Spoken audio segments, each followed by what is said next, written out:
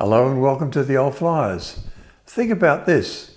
It is 1903 and the Wright brothers are about to demonstrate that controlled, sustained flight by a heavier than air aircraft is possible. In May 1903, Russian Konstantin Tsiolkovsky published an article in the Russian equivalent of Scientific Review in which he proposed that space travel was possible and how it could be achieved.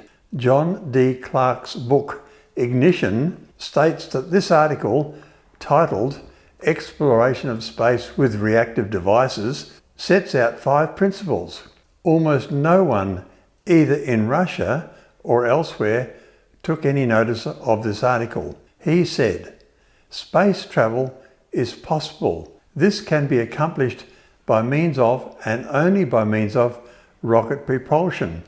T-minus 10, 9, 8, 7, 6, 5, 3, 2, 1, 0, and liftoff of Space Shuttle Atlantis on a mission to build, resupply, and to do research on the International Space Station. Houston now controlling. Atlantis begins its penultimate journey to shore up the International Space Station.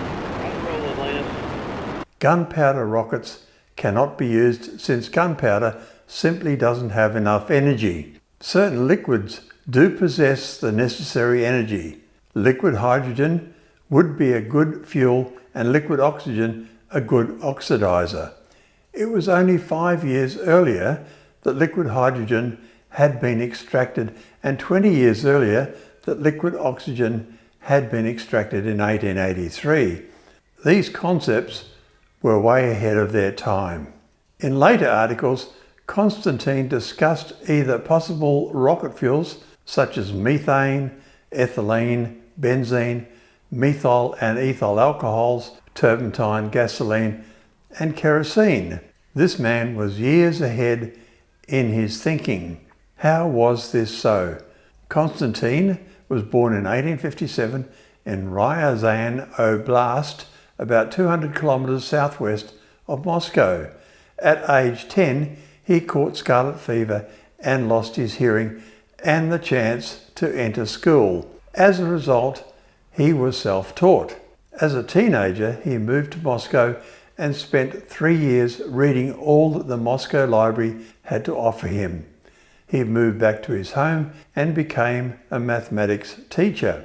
During a productive life, he wrote more than 400 works, including 90 published pieces on space travel. Amongst his works are designs for rockets with steering thrusters, multi-stage boosters, space stations, airlocks for exiting a spaceship into the vacuum of space, and closed-cycle biological systems to provide food and oxygen for space colonies. Along with Hermann Oberth and Robert Goddard, he is considered one of the fathers of modern rocketry and astronautics.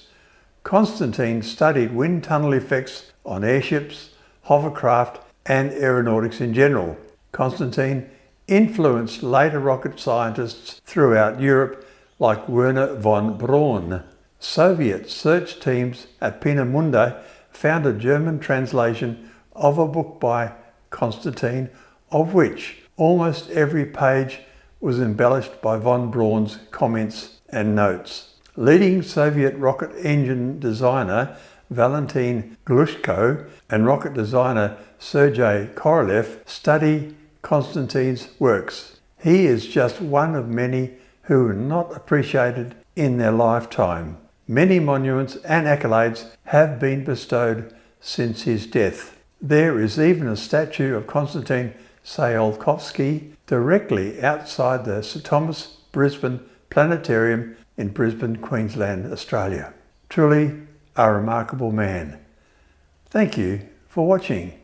Like and subscribe to promote this channel and encourage new content.